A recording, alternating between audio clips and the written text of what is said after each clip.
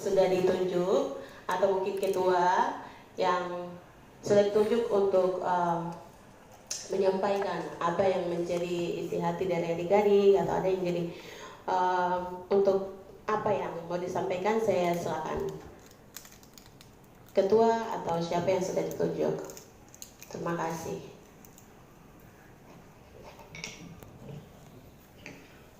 Baik, terima kasih yang terhormat Bapak Ibu Dewan Perwakilan Rakyat Papua, yang terhormat kawan-kawan pimpinan mahasiswa, baik dari kawan-kawan USTJ, kawan-kawan BEM 9 BEM DPMF Selingkungan Universitas Cendrawasih, dan kawan-kawan aktivis serta kakak dari LBH yang saya terhormat.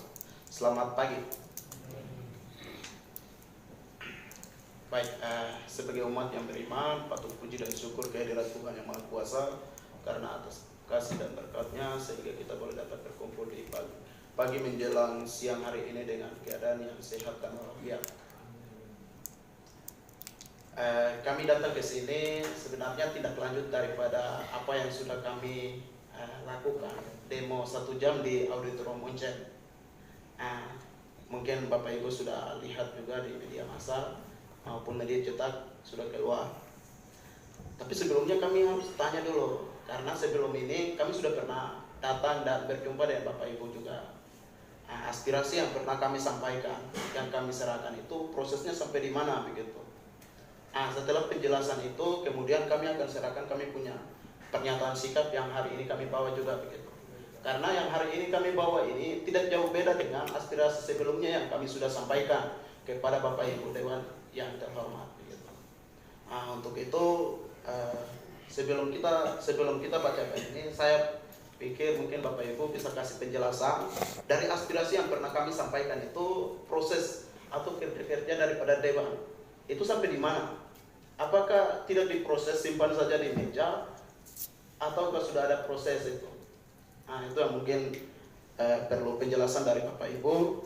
Kemudian kami akan bacakan kami punya pernyataan sikap. Tapi sebelumnya kalau pimpinan yang lain mau tambahkan, silakan. Terima kasih, mungkin dari saya seperti itu.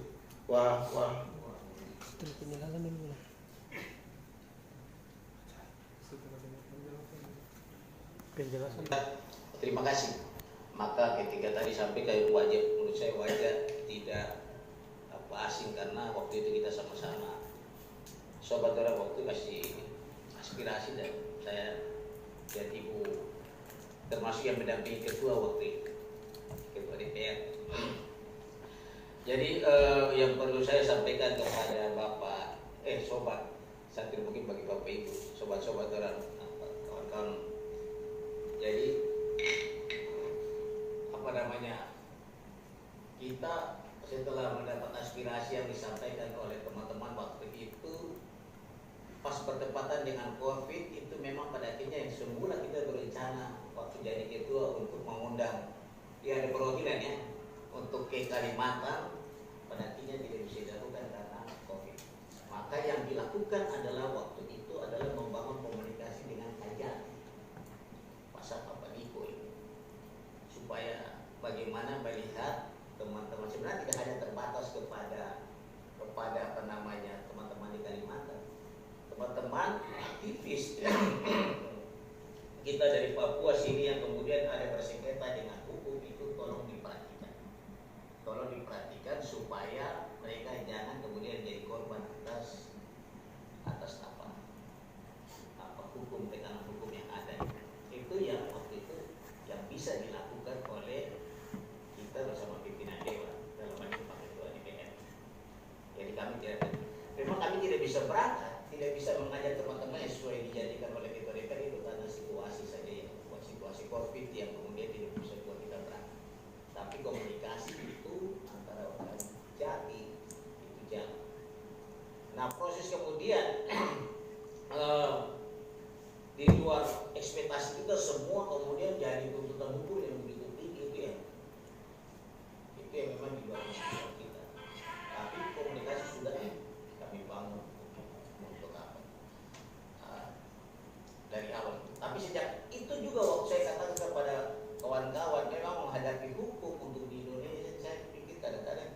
kadang-kadang memang tidak.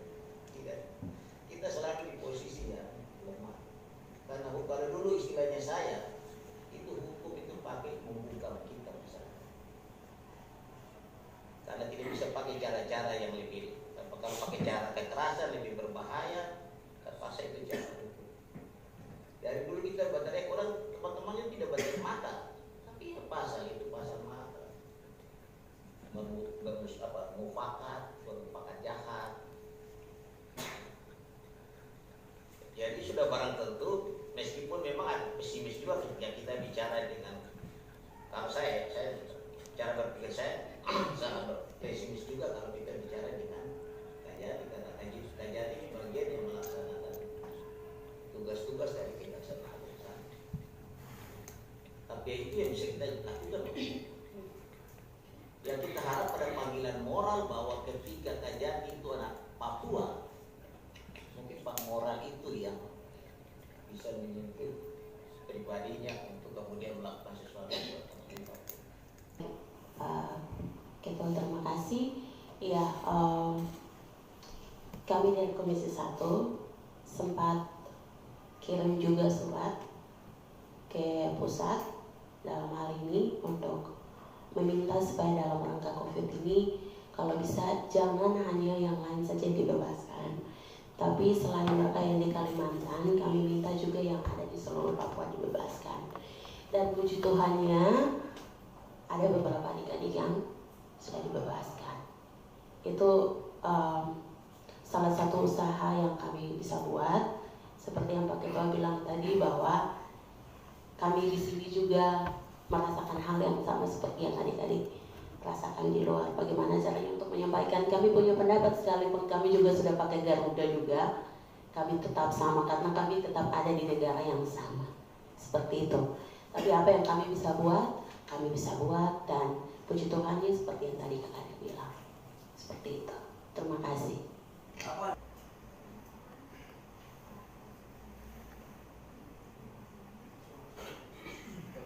Kalau satu orang hari ini Pak Lawrence sebenarnya kadang-kadang paling rajin bersuara di media. Begitu juga Pak Imus Pujani. Saya bilang kalau kita satu persatu itu kita bicara dalam kapasitas lembaga. Dulu waktu saya di LBH, saya bilang satu persatu di LBH itu harus kita bicara konteks lembaga. Teman-teman mahasiswa ini punya kekuatannya apa? Selain BEM, dia ini people power, rakyatnya sendiri kuat. Begitu bergerak. Jadi kita pakai kekuatannya. Jadi kompetensi yang kita melakukan kedua ini sebenarnya tidak berdasarkan.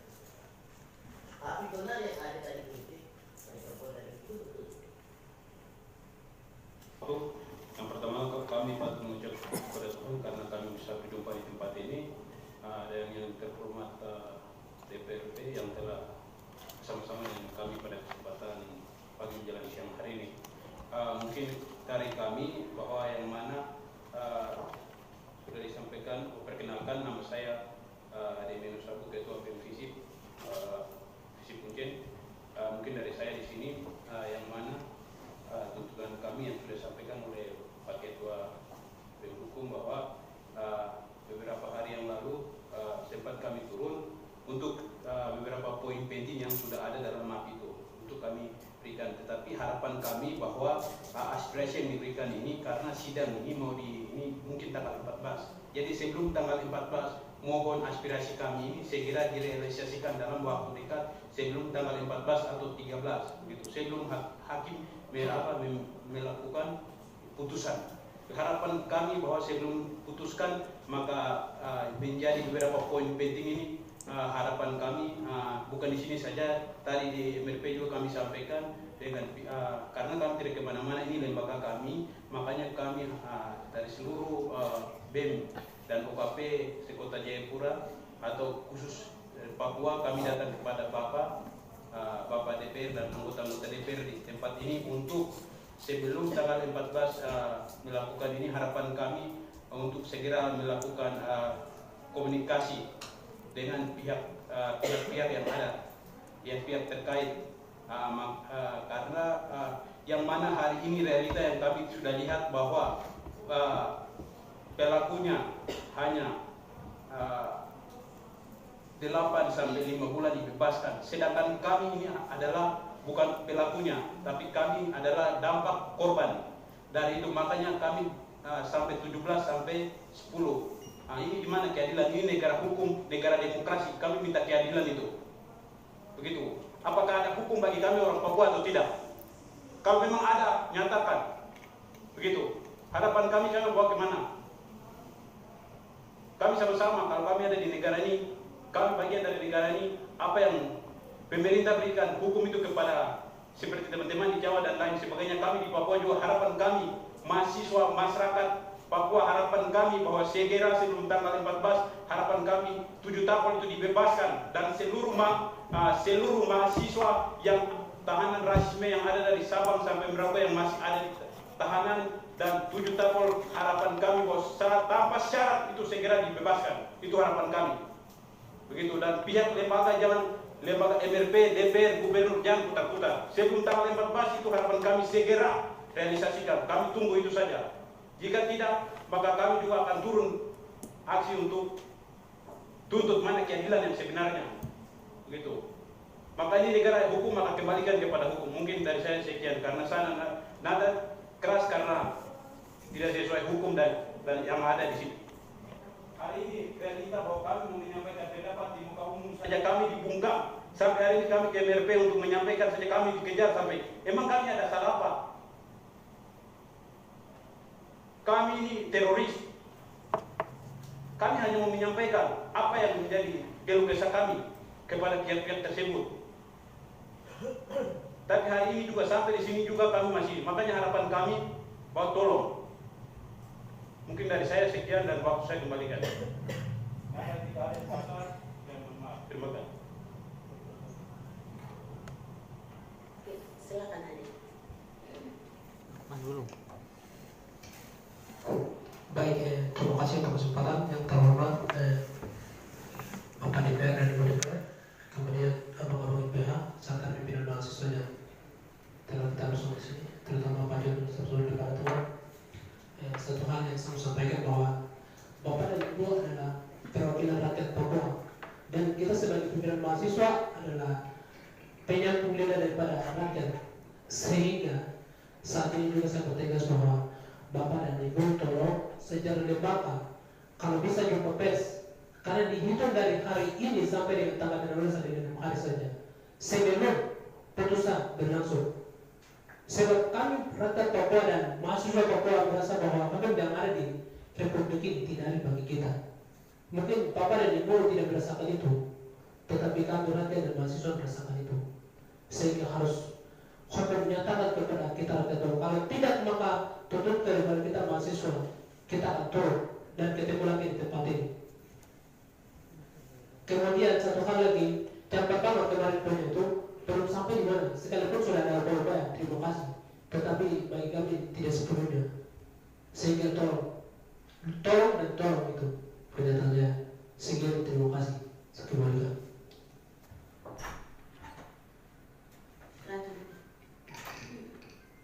Ya, terima kasih atas kesempatan saya bicara perwakilan aktivis. Ya, pertama kita bicara masalah rakyat dan rakyat. Di antara ini rakyat semua ya. Dari tanah Papua itu tidak ada yang lebih, tidak ada yang kurang.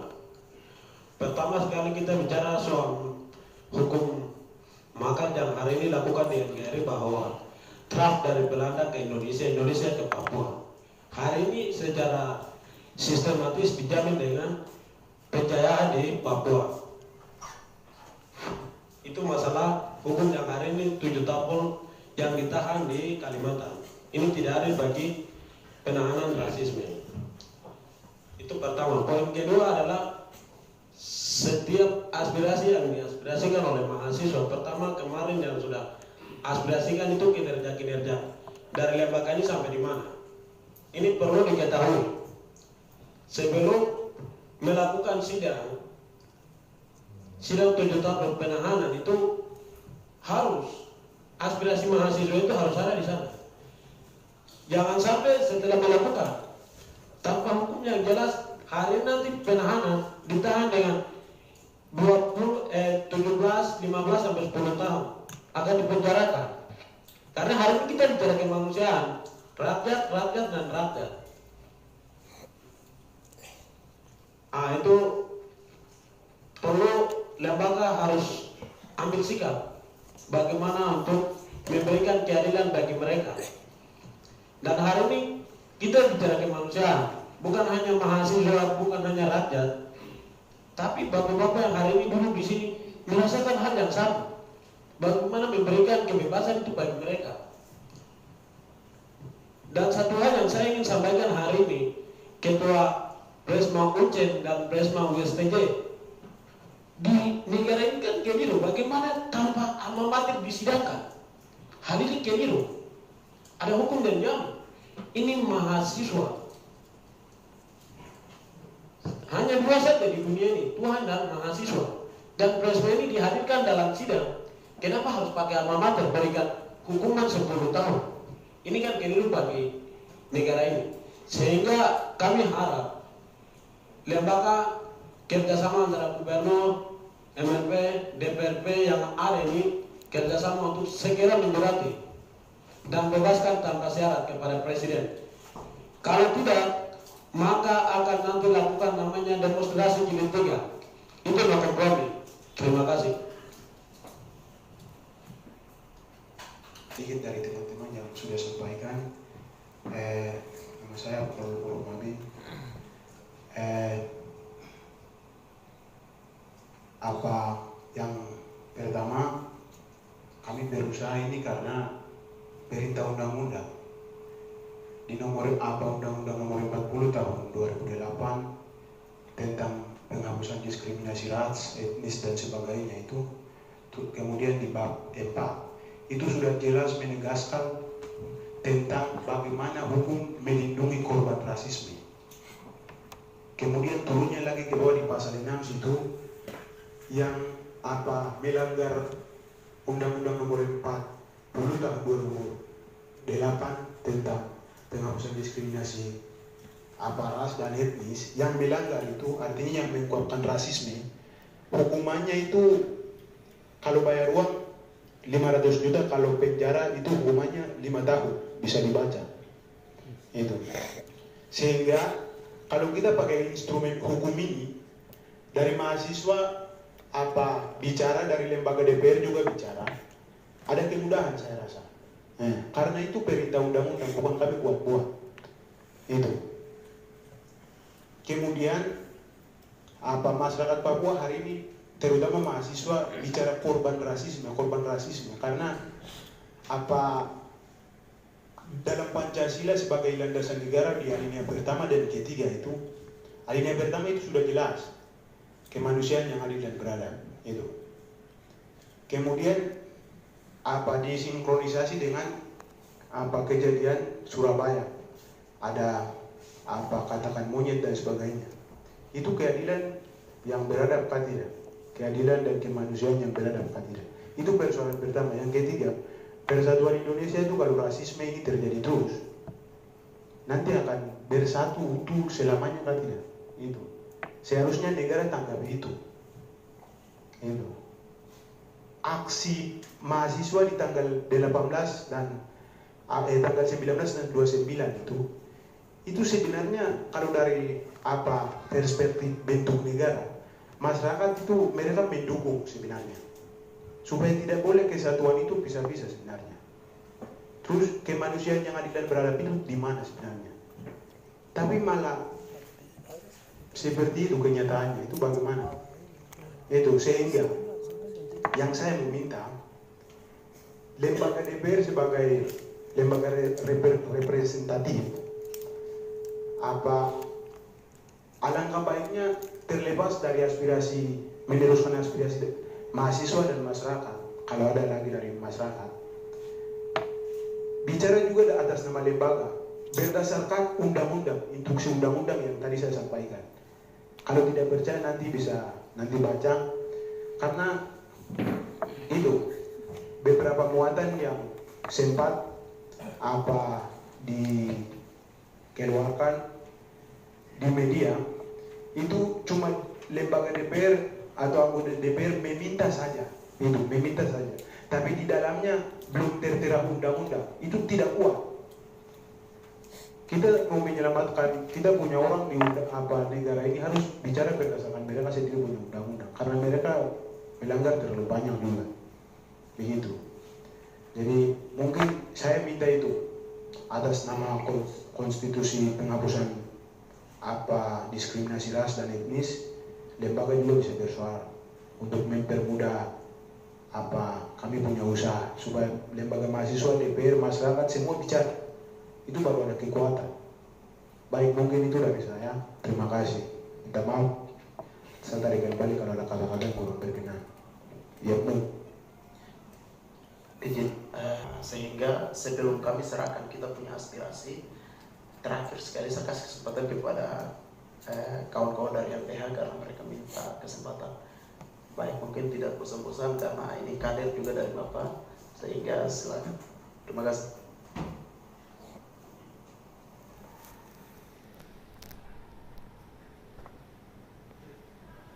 Terima kasih atas kesempatan.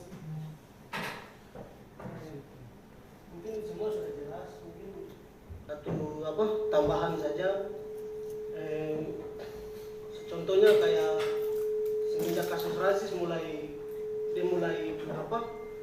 menyebar ke Papua sini, orang-orang mulai aksi. Kita lihat Pak Tito langsung keluarkan pernyataan bahwa UMP bertanggung jawab. Artinya dia giring isu rasis ini ke politik. Nah, kalau kita lihat dari sisi ini, saya pikir DPR bisa bicara soal ini, bahwa tidak boleh sangkut paut politik dengan rasis. Seperti begitu. Karena ini dia penggiringan. Terus kita lihat dari mungkin kakak lebih paham soal ini, senior.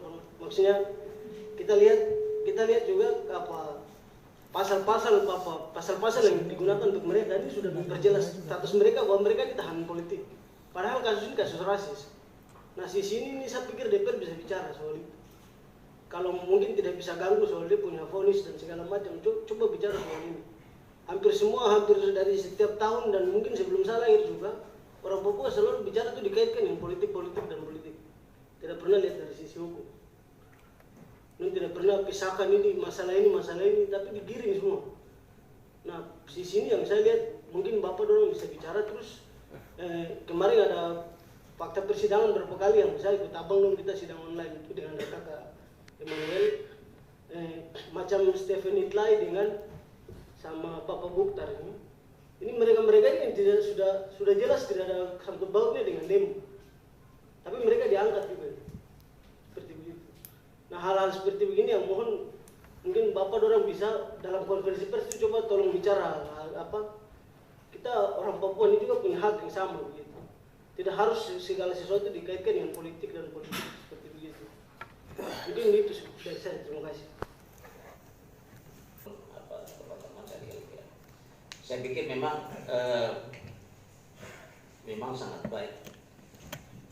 Memang ini menjadi masalah ketika rasisme itu berubah ke arah politik, maka itu kemudian Bukhtar CS itu kemudian dikenakan pasal makar.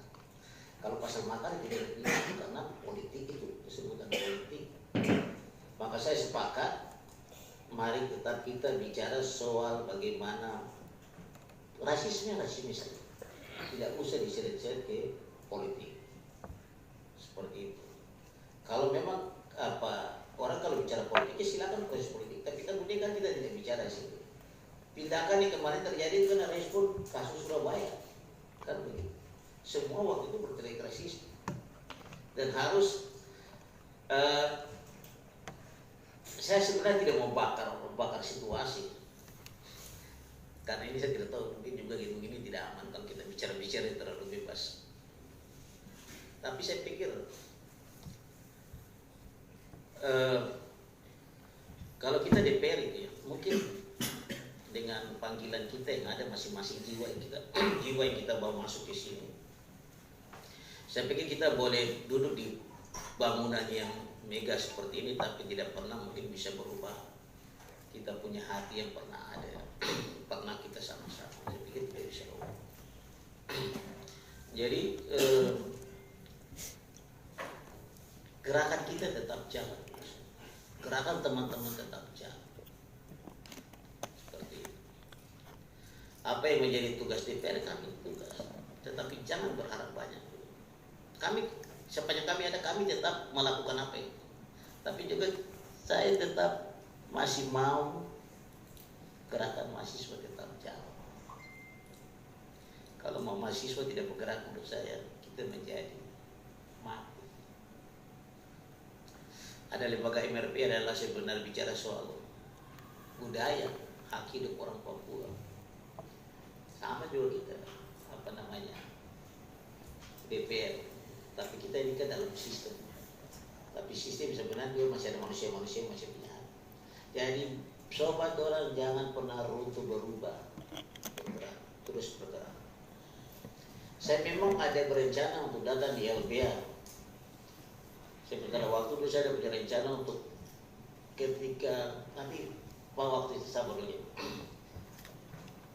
Ketika kita membentuk itu pansus kemanusiaan yang kemudian diketuai adalah Ibu Periana yang pansus kemanusiaan. Itu memang kita boleh dibilang dibuat mau bilang pusing kah, bingung kah. Itu kita juga melihat soal orang ditembak, dibunuh, dihilang kiri kanan. Sebenarnya gerakan-gerakan kita sebenarnya kerja juga seperti itu. Jadi ketika sampai di soal, ketika kita membahas bagaimana soal ini kasus 7 tahanan teman-teman ini, itu juga menjadi bahasan. Bagaimana kisah pembunuhan di Bendigul, kekuasaan perusahaan besar kemudian membunuh orang. Tapi karena kita punya pansus ini, dia hanya lebih terbatas di urusan kisah kekerasan senjata gara-gara Intan Jaya. Maka itu kemudian dalam rapat kita memutuskan untuk 7 teman-teman terdakwa Kalimantan maupun korban rasisme itu menjadi urusan Komisi 1, termasuk juga Bapak dan lain-lain. Hari apa memang kita tidak bisa bertemu, tapi kemudian kita pakai itu virtual Zoom, ya. Akhirnya kita membahas. Kami berpikir demikian untuk diskusi kami pada kesempatan ini. Terakhir sekali kami akan mungkin membacakan, ini tidak banyak, butuh waktu 2 menit saja. Kami akan bacakan, kemudian kami akan serahkan. Dan saya menggarisbawahi saja di sini, aspirasi ini kedua kalinya kami serahkan. Kami datang ke sini dengan baik-baik begitu loh Pak. Kalau kami bilang aksi, itu kami tahu bahwa potensi konfliknya besar. Sehingga kami datang baik-baik ini, kami berharap aspirasi kami ini juga diteruskan atau dilanjutkan kepada pihak-pihak berwenang dengan sebaik-baiknya juga begitu. Baik, mungkin kawan-kawan dari PMUSTJ bisa membacakan aspirasi. Mungkin bacanya berdiri atau duduk sesuai. Terima kasih.